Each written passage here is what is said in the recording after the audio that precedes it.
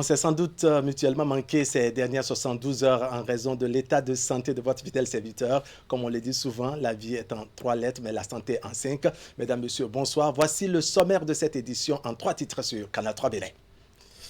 L'actualité nationale avec le démarrage ce soir à minuit de la campagne médiatique comptant pour les élections communales et municipales du 17 mai prochain. La Commission électorale nationale autonome met les petits plats dans les grands pour une réussite sans faille de ce volet du processus électoral. Le président de l'institution s'est d'ailleurs adressé aux parties prenantes à ces consultations. Nous entendrons Emmanuel Tiando dès le début de ce journal.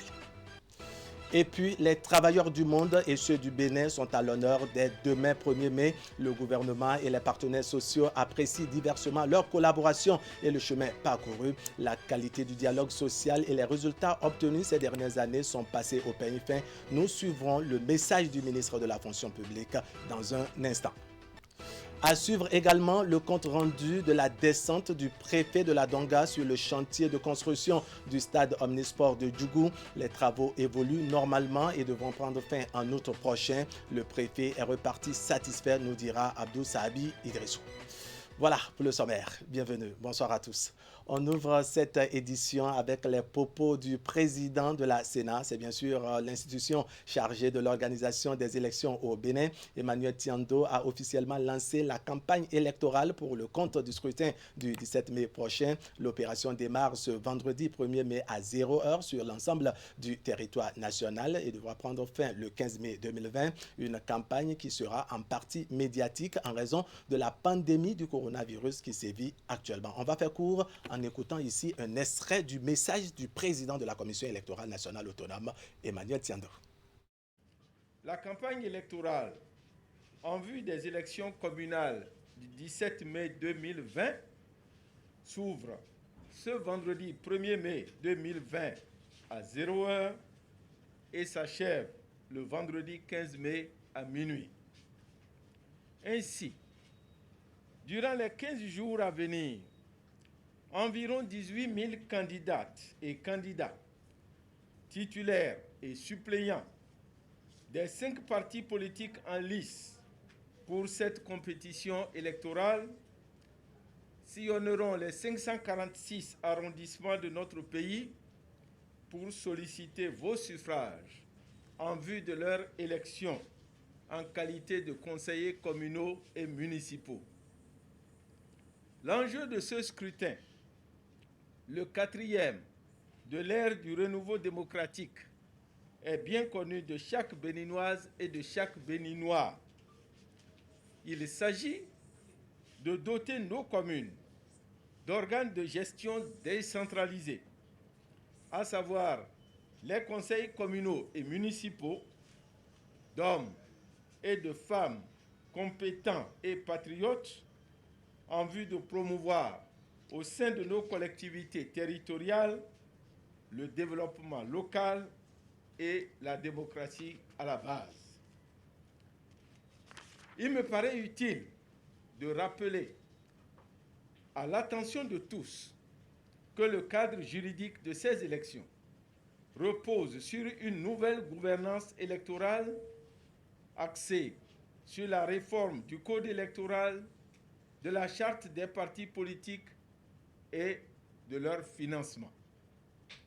Chers compatriotes, au-delà du nouveau cadre juridique régissant ces élections, le contexte dans lequel s'ouvre cette campagne est un contexte particulier et inédit dans notre pays.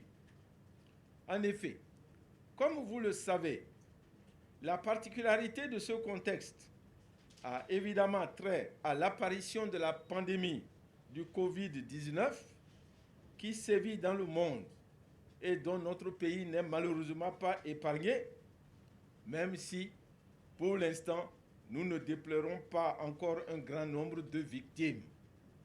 Ainsi, au terme de la concertation entre les présidents des institutions, il a été retenu que la campagne électorale sera essentiellement réduite à sa dimension médiatique. De fait, les meetings, les cortèges, les visites porte à porte, source de regroupement et d'attroupement de personnes, ne seront pas autorisées.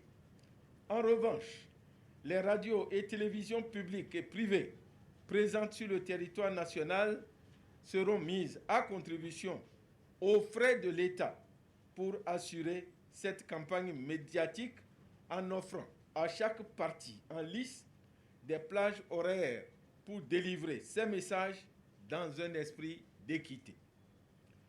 Par ailleurs, les cortèges et les caravanes étant interdits, il sera autorisé en leur lieu et place le recours aux crieurs publics et à l'utilisation des mégaphones portés par tout moyen de transport en circulation et non en stationnement. Pour les élections communales et municipales du 17 mai prochain, c'est à une campagne électorale spéciale que vous allez assister. Elle sera exclusivement médiatique, pas de meeting ni de porte-à-porte pour les candidats à ces élections. C'est du moins la décision des autorités du pays. En conséquence, vous suivrez à tour de rôle les messages des candidats sur les chaînes de télévision et de radio retenues à cet effet. Cette campagne électorale médiatique démarre ce vendredi 1er mai à 0h, comme vient de nous le préciser le président de la Sénat. À la veille donc de ce rendez-vous, le président de la haute autorité de l'audiovisuel et de la communication s'est adressé à l'ensemble des acteurs des médias. Rémi Prosper Boretti a invité les associations fêtières de la presse béninoise et les professionnels des médias à plus de responsabilités pour le renforcement de la démocratie et la paix sociale. On va l'écouter au micro, Canal 3 Bénin de Idriss Boukari. Mesdames et Messieurs les présidents des associations fêtières de la presse béninoise, Mesdames et Messieurs les professionnels des médias, Mesdames et Messieurs, la campagne pour l'élection des conseils communaux 4e mandature démarre le vendredi 1er mai 2020 à 0h. Compte tenu de la crise sanitaire liée au coronavirus, notre cher pays, le Bénin, a opté pour une campagne exclusivement médiatique. Je voudrais ici et maintenant saluer les initiatives du gouvernement et de son chef, qui gère cette crise avec méthode, célérité et réalisme. Je voudrais aussi, au nom des conseillers de la HAC et en mon nom propre, saluer le chef de l'État pour la confiance placée en notre institution et pour les grands efforts matériels et financiers consentis pour l'organisation de cette campagne exclusivement médiatique. Chers professionnels des médias, la décision 20-022 du 22 avril 2020 de la HAC suscitée établit clairement les exigences qui vous incombent. La HAC fait obligation aux acteurs de la presse d'observer une grande rigueur dans la collecte, le traitement, la programmation et la diffusion de l'information. L'accès égalitaire aux médias des partis politiques qui prennent part aux élections communales est une priorité. Les meetings et les manifestations politiques étant proscrits, la HAC recommande de respecter strictement les grilles de programme communiquées. Mesdames et Messieurs, les élections communales restent délicates et sensibles, car ce sont des élections de proximité. Les dérapages et le manque de professionnalisme peuvent être la source de maux incalculables. Nous voulons des radios et des télévisions au service de la diversité, afin que nos acquis démocratiques connaissent chaque jour un peu plus une splendeur inaltérable. Chers acteurs des médias, mon souhait le plus ardent est que vous permettiez aux partis politiques, dans le respect des décisions prises, de délivrer leur message qui renseigne sur leur vision du développement local et qui participe au renforcement de notre démocratie et de la paix sociale. Nous vous exhortons à ne pas vous laisser prendre au piège de la propagande. Les règles d'éthique et de déontologie doivent être les piliers de votre engagement afin que la concorde nationale soit préservée. pour accomplir cette mission républicaine. Nous devons travailler avec un enthousiasme et dévouement afin que le défi de la campagne électorale extrêmement médiatique fasse école en Afrique et ailleurs. Voilà, on va jeter un coup d'œil sur ces images en prélude à la couverture médiatique de la campagne électorale pour les communales de mai 2020. Le gouvernement et la haute autorité de l'audiovisuel et de la communication ont conjointement initié hier mercredi, comme vous allez voir sur ces images, une rencontre avec les professionnels des médias. Objectif, éclaircir les zones d'ombre de la décision inédite prise en cette période électorale à cause de la pandémie liée au coronavirus. Eh bien, ce reportage vous reviendra beaucoup plus en détail dans nos prochaines éditions. La plus proche, c'est celle de 22h30 tout à l'heure. Maintenant, on va parler des femmes. Qui vous a dit qu'elles ne s'intéressent pas à la chose politique, hein? Alors, rassurez-vous, les femmes engagées en politique ne croisent pas les bras face à la pandémie du coronavirus. Elles mettent en œuvre différentes actions pour se rendre utiles à la population. Nous sommes allés à la rencontre de quelques-unes qui nous parlent. C'est ces femmes qui nous parlent de leurs engagements dans la lutte contre le coronavirus. Vous allez le voir, les initiatives sont multiples et elles tournent autour des actions visant à faciliter l'adoption des mesures barrières par les populations. Précision maintenant, Zakia Telatunji. La lutte contre le coronavirus qui sévit actuellement dans le monde ne laisse personne indifférent. Chacun à son niveau œuvre pour limiter les dégâts causés par le Covid-19. Les femmes engagées en politique jouent également leur partition. C'est le cas de Rosemonde Fonton en pleine campagne de sensibilisation au marché. Nous les sensibilisons à prendre conscience de la chose, de l'existence de la chose. Nos communautés ne sont pas encore conscientes. Ils n'admettent pas encore l'existence du virus. Nous avons fait confectionner des masques que nous avons distribués aux émigrants, aux bonnes dames. D'une femme leader politique à une autre, nous voici avec Dame Rosaline Alagbe. Le dispositif de lavage des mains est à l'entrée de sa maison. Elle donne l'exemple en se lavant les mains plusieurs fois par jour. À chaque instant, actuellement, il faut se laver les mains car le coronavirus est arrivé. Si aux enfants, à toute la population béninoise de se laver les mains régulièrement et de s'isoler. Quand un étranger est arrivé, te voit, il faut t'isoler au moins 1 mètre. J'ai déjà lancé de payer le cache-nez.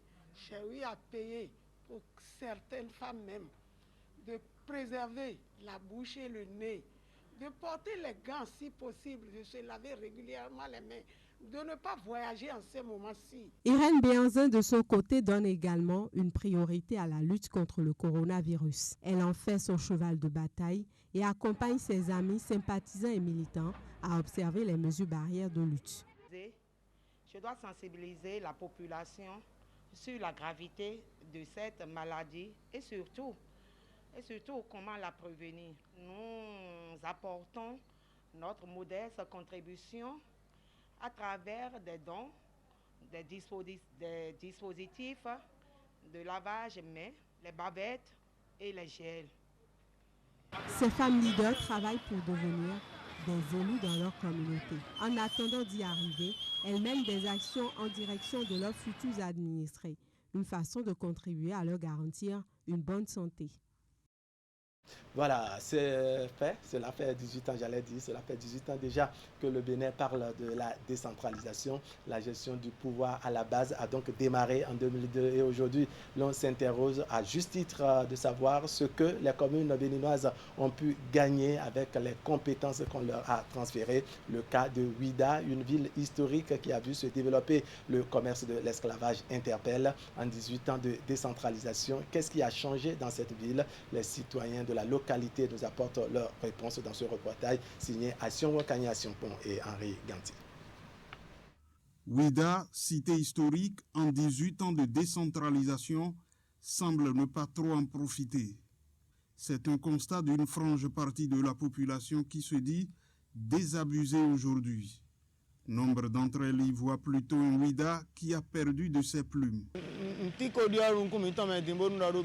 À Ouida, rien n'a changé vraiment depuis le transfert des compétences. Nos élus ne travaillent pas dans le sens du développement de cette commune.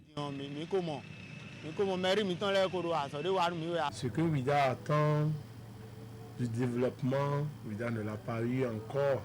Ce n'est que le développement basé sur plus le libéralisme, c'est-à-dire tel que c'était depuis le Dahomey où Ouida avait des grandes usines comme l'usine de Sonicoke, de Arozon, et l'industrie de Gapé, British American Tobacco. Et depuis que toutes ces usines ont fermé leurs portes, Ouida n'a plus encore une grande entreprise qui fait travailler le pays et la cité, si ce n'est que le tourisme. Les avis sont partagés sur la question des acquis. Pour d'autres, Ouida n'est pas resté le même en 18 ans de décentralisation. Beaucoup de choses changent comme dans les infrastructures routières, administratives, culturelles, sportives et dans le domaine de la santé.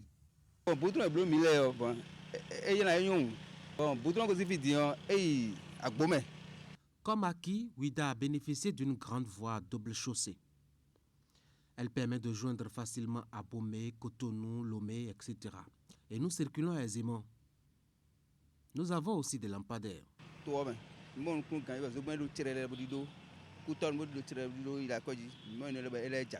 On a refait la mairie. On a fait toute la route qui part de la mairie jusqu'au centre donc, de Ouida. Par exemple, ça a été fait. On a fait, par exemple, on a refait le fort français par ce qui est prévu. Il y aura des pavés un peu partout, surtout au niveau de la plage. Vous allez voir, ça sera splendide. Les gens ne reconnaîtront plus Ouida. Je vois qu'il y a un peu de changement. J'insiste sur le musée qu'il est en train de construire, qu'il est en train de reprendre. Il y a une vie démocratique plus claire où on peut critiquer le maire et même un maire qui ne gère pas bien selon le peuple pourra inciter à sa destitution telle que c'était passé il y a quelques mois, on allait dire ici, pour ne pas dire à peine 2 à 3 ans. Les habitants ne perdent pas espoir et tout leur souhait, c'est le retour ou la création de sociétés qui puissent offrir des opportunités d'emploi à la jeunesse. Nous souhaiterions que des sociétés soient créées ici aussi, pour que nous ayons la chance d'être embauchés. Depuis 2016, plusieurs projets portent sur la commune. L'un d'entre ces projets est relatif à la construction d'un complexe dénommé Marina à la plage de Ouida. Le Bénin, à l'instar des autres pays du monde, célèbre ce vendredi, donc demain vendredi, la journée internationale du travail, à la veille de cette fête qui intervient dans un contexte particulier marqué par la crise sanitaire du Covid-19. La ministre du Travail et de la fonction publique s'est adressée à la nation et en particulier aux travailleurs. Adijatou Matisse est revenue sur les résultats obtenus suite au dialogue entre le gouvernement et les partenaires sociaux. On va écouter un extrait de son message. Chers travailleurs du Bénin, mesdames et messieurs, cette année, la célébration de la Fête internationale du travail intervient dans un contexte international inédit, marqué par la pandémie de la COVID-19. Cette situation, malheureusement, n'a pas permis de procéder, comme à l'accoutumée, à l'organisation de la cérémonie officielle de réception des cahiers de doléances des centrales et confédérations syndicales.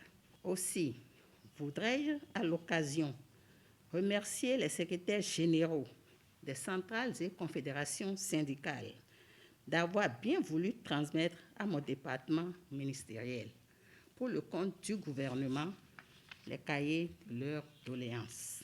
La Fête internationale du travail, au-delà de sa dimension historique et festive, ce doit être une opportunité offerte à tous les partenaires, gouvernement, syndicats, patronat, d'examiner ensemble les progrès réalisés au cours de l'année écoulée et les préoccupations nouvelles inhérentes au monde du travail. Il me plaît de rappeler que la célébration de la Fête internationale du travail est un moment privilégié, une occasion singulière pour mener des réflexions nécessaires et fécondes au renforcement de la promotion du dialogue social et à l'amélioration de l'environnement socio-économique afin d'ouvrir les perspectives pour un devenir de la nation.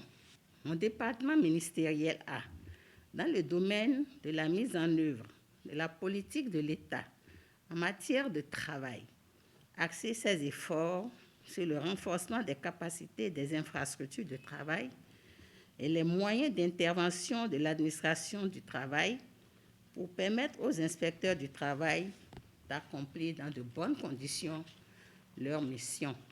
Je voudrais rappeler que dans le cadre de la lutte contre la propagation de la COVID-19, le gouvernement a pris plusieurs mesures préventives de riposte, dont la mise en œuvre ralentit quelque peu les activités économiques, comme c'est d'ailleurs le cas dans le monde entier. À ce sujet, je voudrais saluer la contribution des partenaires sociaux et leur accompagnement dans la mise en œuvre de ces mesures pour le bien-être des travailleurs et de la population, gage d'une reprise accélérée des activités de tous les secteurs à brève échéance. Je voudrais par ailleurs réaffirmer l'engagement du gouvernement à poursuivre les efforts dans l'accompagnement des entreprises en vue de préserver la santé et la sécurité des travailleurs, de sauvegarder les emplois et d'assurer la survie des entreprises. C'est sur ces mots d'engagement, de sollicitation et d'exhortation que je voudrais souhaiter une bonne fête du travail à tous les travailleurs du Bénin. À situation exceptionnelle, mesure exceptionnelle, dit-on. Eh bien, le contexte de la crise sanitaire due à la pandémie du Covid-19 impose une célébration toute singulière de la fête du travail. Ce 1er mai, comme d'ordinaire, il n'y aura pas la cérémonie de remise de cahiers de doléances au ministre de la fonction publique. Toutefois, les responsables des centrales et confédérations syndicales vont faire parvenir à l'autorité leurs diverses préoccupations relativement au dialogue social. Dans cet élément que je vous invite à suivre, Anselme Amoussou, secrétaire général de la CSA Bénin, ébauche un bilan du dialogue social couvrant ces 12 derniers mois. Anselme Amoussou est au micro Canal 3 Bénin de Hakim Sedi Osedi. Je ne dirais pas que rien n'a été fait. Vous savez, il y a des points qui ont évolué. On a beaucoup évoqué la question des travailleurs qui sont depuis plus de 10 ans sans salaire, des gens qui sont sans contrat. Aujourd'hui, il y a des commissions qui travaillent avec la présence de nos représentants et qui nous rendent compte au fur et à mesure. C'est vrai que ça ne va pas au rythme que nous aurions souhaité, mais il y a quand même de petites avancées qui se font. Et nous avons évoqué d'autres questions qui sont importantes mais qui n'ont pas bougé. Je veux revenir sur la question du SMIC, sur la question de l'augmentation du point d'indice pour permettre d'améliorer un peu le pouvoir d'achat des travailleurs pour tenir compte justement de l'ambiance économique actuelle. Nous avons évoqué la question de la hiérarchisation des salaires consécutive à l'augmentation du SMIC depuis plus de 5 ans. Ces questions malheureusement n'ont pas évolué. Et il y a eu d'autres questions qui sont apparues, notamment la question de l'évaluation pour ce qui concerne l'enseignement, et vous avez vu comment ça a été géré. Et pour ce qui concerne les sociétés qui sont aujourd'hui en difficulté, disons, dans le point de mire du gouvernement en termes de restructuration, je veux parler de la Sonacop, je veux parler du PAPME. Nous avons évoqué ces questions-là avec le gouvernement l'année dernière. Et je vais dire, malheureusement, ça n'est pas allé dans le sens que nous avons souhaité. Vous savez ce qui se passe aujourd'hui à la Sonacop. Vous savez quelle est la situation donc, de PAPME aujourd'hui et d'autres sociétés. Il y a la société de textile de Parakou. Les travailleurs sont à la maison depuis plus de 3-4 ans, qui sont sans salaire, sans indemnité de départ. Et donc, voilà autant de questions qui n'ont pas véritablement évolué. Mais ce sur quoi on peut mettre l'accent en termes de bilan négatif, c'est le fonctionnement même de la commission de négociation gouvernement central. Vous savez que cette commission est présidée par le ministre d'État, Abdoulaye Tchane. Et je ne peux pas vous dire le nombre de fois où nous avons demandé à rencontrer, que cette commission-là puisse se réunir pour nous permettre d'opiner sur les questions urgentes. Parce que la commission a pour objectif également d'anticiper et d'éviter les crises. Et la dernière fois que nous avons demandé, on nous a dit qu'il fallait attendre. Et puis brutalement, il y a eu cette situation de Covid qui est intervenue et qui a éteint toutes les initiatives de la part du gouvernement. Donc je pense que fondamentalement, il faut regarder le bilan en un an en termes donc de l'efficacité du dialogue social, en termes donc de de nouvelles approches dans la pratique du dialogue social. De ce point de vue-là, on n'a pas évolué. Et moi, c'est tout le mal que je voudrais nous souhaiter, qu'il y ait cette prise de conscience que nous pouvons régler la plupart des problèmes. On peut les régler en utilisant vraiment l'outil du dialogue social. Et là où nous n'avons pas réglé, les échanges permanents nous permettent d'éviter l'escalade de la tension et de pouvoir continuer d'espérer qu'avec de nouveaux échanges, nous allons pouvoir régler les problèmes. L'actualité dans le monde du travail, c'est l'encadrement désormais effectif du droit de grève. 10 jours maximum s'il faut en faire recours. Cette disposition législative a fait beaucoup de remous, il faut le préciser. À l'occasion de la fête du travail, le secrétaire général de la COSI Bénin, Noël Chadaré, analyse l'impact de la nouvelle donne dans la lutte syndicale. On l'écoute au micro Canal 3 Bénin de Hakim Essedi Ossedi. Nous avons demandé au chef de l'État qu'on évalue toutes ces lois qui ont été votées, parce que c'est des lois que nous n'apprécions pas. Et cela va sans dire. Des lois qui, n'est-ce pas, verrouillent un peu les libertés syndicales, nous réduisent complètement la marge de manœuvre des travailleurs, des organisations syndicales. C'est des lois qu'on doit pouvoir relire.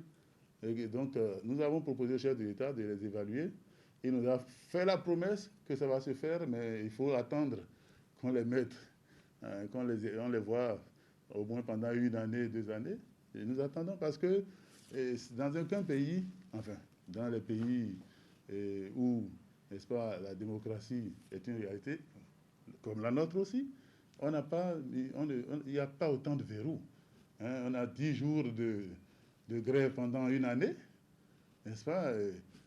Il y a la loi portant statut général de la fonction publique, qui aussi met des restrictions.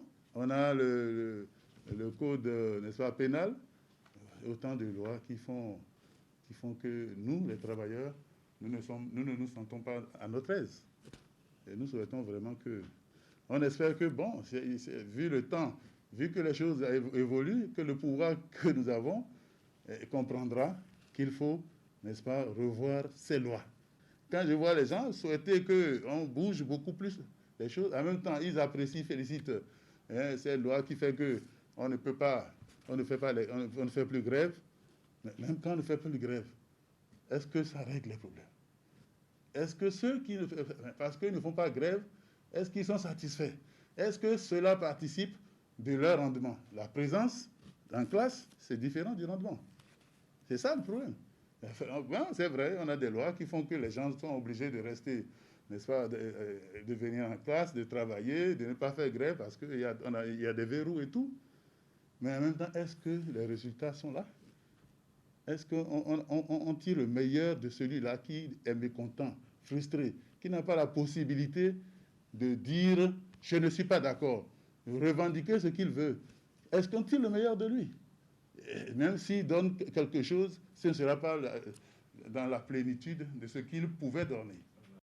Voilà, autre détail de l'actualité, un message circule sur les réseaux sociaux depuis le week-end écoulé, invitant certains corps de métier affectés par des mesures préventives du gouvernement contre le coronavirus à s'inscrire en ligne. Eh bien, le ministère des Affaires sociales et de la microfinance est bel et bien initiateur de cette opération en collaboration avec le ministère des Petites et Moyennes Entreprises et des Petites et Moyennes Entreprises et de la promotion de l'emploi. Pour mieux faire comprendre aux populations de quoi il est question, le ministère des Affaires sociales, à travers sa direction départementale du littoral, a fait une déclaration de presse dans l'après-midi d'hier, mercredi. On écoute Geneviève Arao, directrice départementale des Affaires sociales et de la microfinance.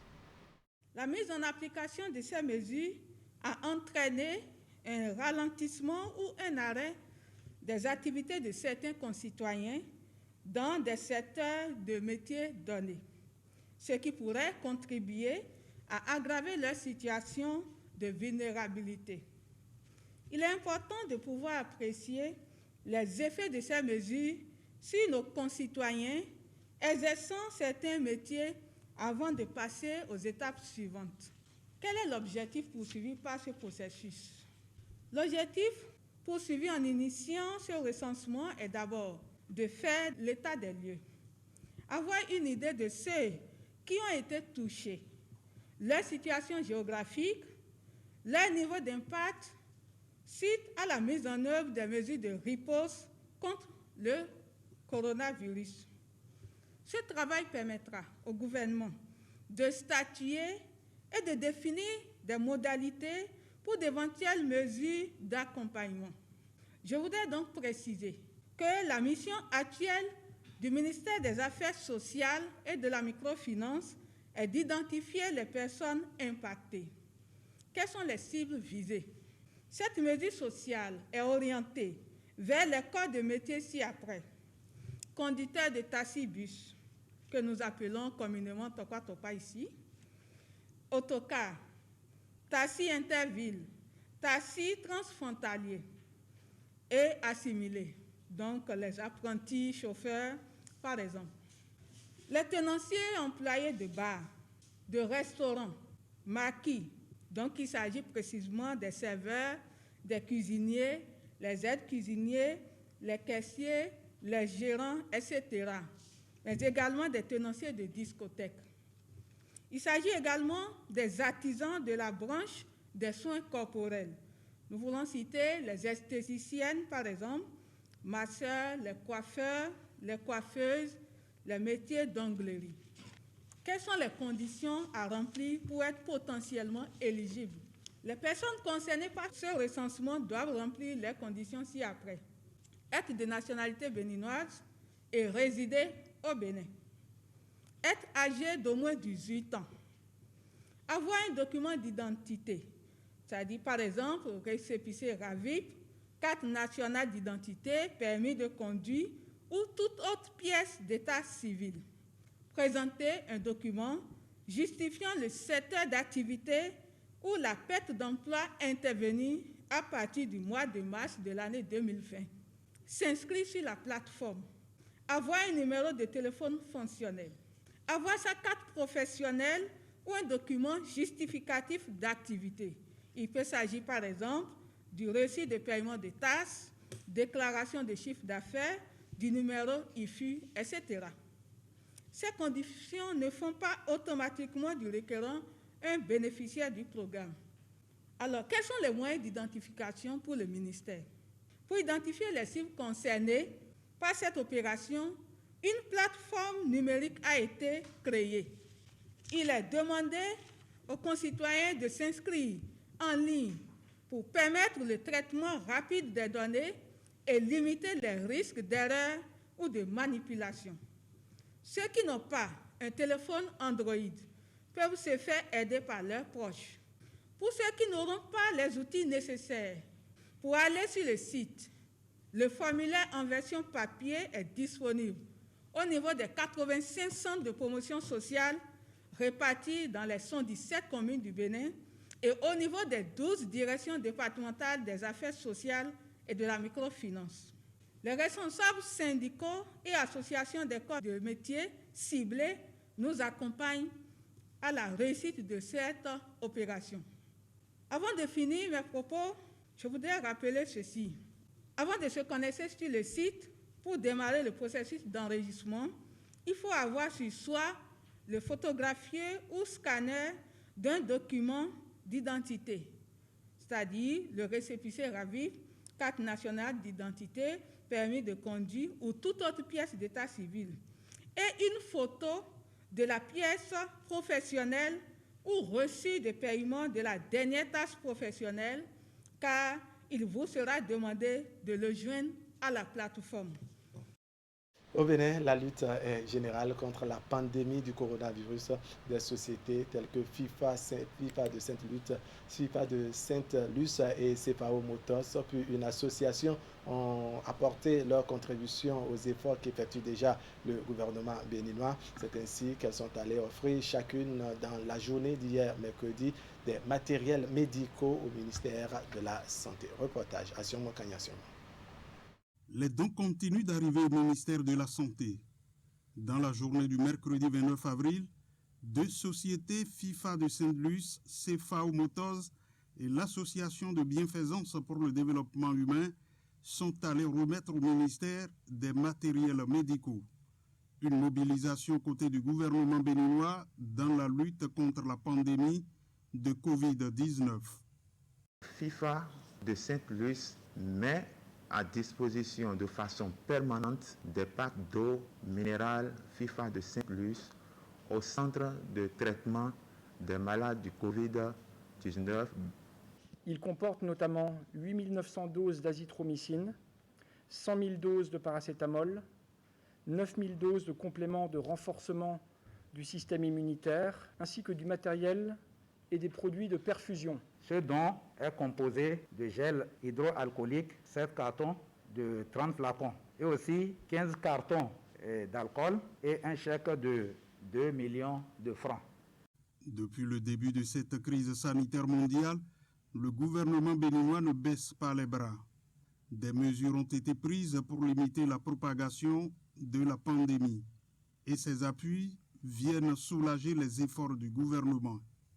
Votre geste vient à point nommé car il contribue à couvrir les divers besoins en matériel et médicaments nécessaires à la gestion de cette crise sanitaire qui défie notre système de santé. Dans cette lutte contre la COVID-19, aucune contribution n'est de trop.